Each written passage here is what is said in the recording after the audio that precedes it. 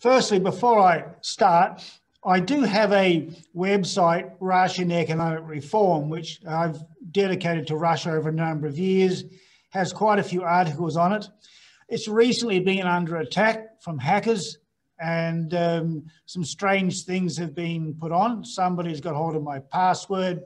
I'm trying to sort that out. So please, if you want to see some of my past writings, it's there. And don't be put off by the idea that it's some sort of threat. Now, the idea that management can play a crucial role in Industry 4 is pretty obvious, I guess, because management has played a crucial role in any of the industrial revolutions. In the first industrial revolution based on steam, the second industrial revolution based essentially on electricity, third industrial revolution probably on electronics, and now we have the fourth industrial revolution, supposedly, as some people call it, based on the digitalization. So I tried to find out what articles have been produced on this subject, and there's not exactly a lot. There's the World Economic Forum, HR, Shaping People's Strategies in the Fourth Industrial Revolution, produced last year. There's a couple other papers, one dedicated to the lessons from implementation of Industry 4 in German manufacturing. And then there's a more general one written a number of years earlier in 2016. There is another very interesting book by Eric Schmidt and Jonathan Rosenberg called How Google Works. Eric Schmidt was a former CEO of Google, made a huge amount of money, and is now very influential in American technology circles, and has a lot to say, particularly on defense issues. This book was not about Industry 4 as such, but it was really about what they called the internet century, basically the digital century, and they really pushed the idea, emphasized the idea for a new approach to management. And they're highly critical of traditional management methods in such companies as IBM, General Motors, and Johnson & Johnson. Now, of course, these are all American companies, but these are American writers. So I looked at all this sort of stuff, and when I looked at the World Economic Forum, it was a pretty disappointing sort of paper. I mean, it was Klaus Schwab who first supposedly used the term Fourth Industrial Revolution in 2015 in an article in Foreign Affairs. The 2019 attempt to find new HR people strategies fails dismally. The document is quite long, it's full of platitudes and generalities. There's not much new there. And it emphasises that the report was produced in collaboration with a significant number of international companies. And of course, that could be a reason why it doesn't say very much, because it sometimes can be difficult to reach a consensus. At the other extreme was the book by Schmidt and Rosenberg, and it seems to assume that the only future industry in the world and the only source of employment is going to be internet related. And they have supposedly discovered a new type of person called the smart creative types who work in these new industries. But despite all these assertions, they make no attempt to explain how motor cars will be produced by General Motors, computers will be produced by IBM, or soap powder will be produced by Johnson & Johnson. So it's a pretty limited sort of book in many ways, but quite interesting. So according, just to quickly look at the Schmidt Google book and a few more points, they're smart creatives, these new people they've discovered who work for them, are not confined to specific tasks. These people are not averse to risk. They do not quit the company when they disagree. They get easily bored and shift jobs a lot. They're not hemmed in by role definitions or organisational structures. They're multidimensional, usually combining technical depth with business savvy and creative flair. And so they say that this new kind of animal, this new smart creative, is the key for business to achieve success in the internet century. So these are pretty bold statements, if you like. And according to Schmidt and Rosenberg, the traditional approach of great companies like IBM, General Motors, Johnson & Johnson offers management tracks for people with the greatest potential, whereby these stars rotate in and out of different roles every 2 years or so. And they then say, this approach emphasises the development of management skills, not technical skills. And as a result, most knowledge workers in traditional environmental places like IBM, General Motors and Johnson & Johnson develop deep technical expertise but no breadth, or broad management expertise but no technical depth. So the new animal, the smart creative that Schmidt and co believe they've discovered at Google can do all these things. And they say that the traditional approach to management creates an environment that it is biased towards lowering risk and avoiding mistakes. And this stifles smart, creative people. That is, things are not creative, people are not innovative, they can't work there, and they leave. So that's the extreme Schmidt-Google view. In between the nothingness, almost, of the World Economic Forum report and the extreme views of Schmidt and co, there was another couple papers which I found, and they have some recommendations about how to manage Industry 4. And these are the main recommendations. Train employees in ICT and an interdisciplinary approach.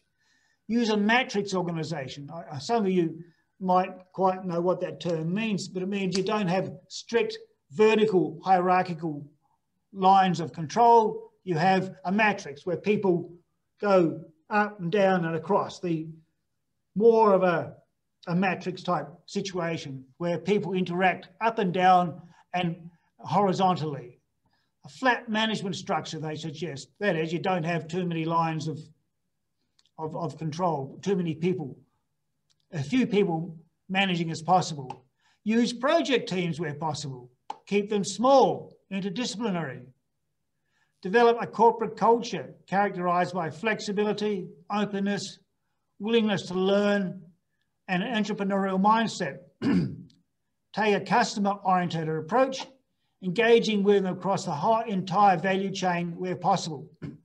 Now you look at these things, you think, what's new? What is so different about managing technology in the Industry 4 period that is, what's so different about managing that to now? Why a good company should be doing these things now?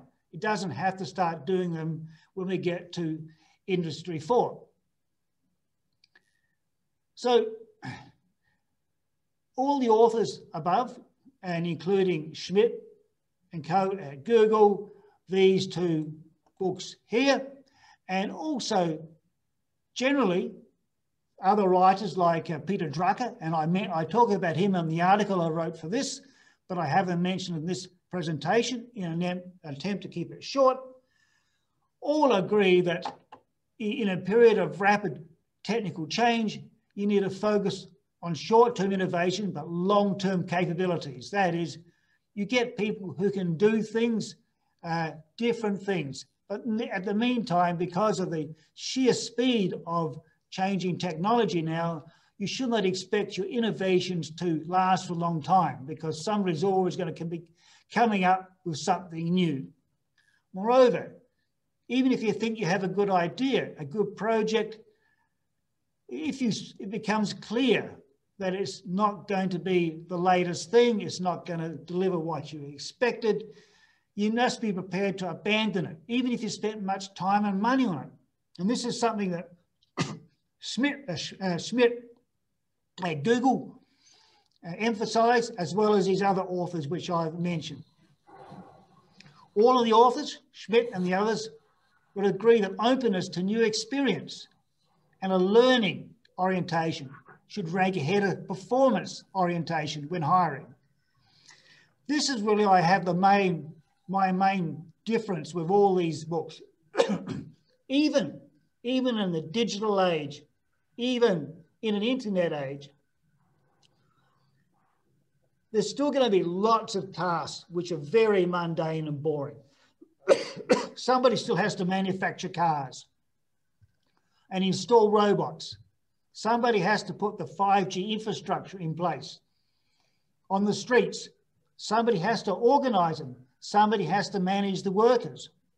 Somebody has to do, excuse me, very basic management tasks. So in reality, even though we know that, excuse me, ideas about management have evolved since the first industrial revolution, through the second and through the third, human nature has not changed.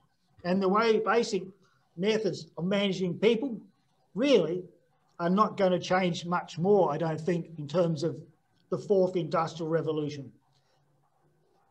So to summarise my point of view, Sharman and the two of those papers, which I mentioned, the smaller ones, say that their papers attempt to correct a lack of previous studies and detailed recommendations about how to manage Industry 4. That is, they say there's not many previous papers and they want to change the situation. But in fact, I think when it comes to it, the lack of previous studies about management in Industry 4 is because there is nothing new to write, nothing new to study. And neither of these two papers have been able to identify anything that is new. And this is the basic reason that the 2019 World Economic Report paper is so vapid, even though Klaus Schwab was supposedly the initiator of the term the fourth industrial revolution. It took them 4 years to come up with a paper in conjunction with international businesses, and they say nothing new. However, and this is the crucial point, good management is crucial for Industry 4. It was crucial for their success in industry in the first industrial revolution, the second industrial revolution, and the third. It was even crucial, good management, for building the pyramids. These pyramids were built thousands of years ago. Somebody had to manage the process, and they did it quite well, given the technology of the time. So good management is crucial all the time. However, it's important not to think that there's some new magic methodology for Industry 4. It's a bit like the coronavirus. Some people will tell you that we're living in a new world. There needs to be new ways of doing business. There needs to be new ways of management. Well, it might be the case. We will see. I suspect things are not going to be much different to have been in 3 years' time from what they were 2 years ago. So basically, my message to you and to the people at the conference, don't believe anybody who's telling you there's some new magic formula for management in Industry 4. The thing is to just do as you should have already been doing with Industry 3. Look at a variety of good management approaches, remembering that there's rarely a best approach for all industries and in all circumstances. Good management depends on the industry, it depends on the people in the industry, and it depends on what you're trying to achieve at various times. And it varies as your business grows from a small one to a bigger one. You will often need to change the approach to management. So that is my basic story. Nothing new.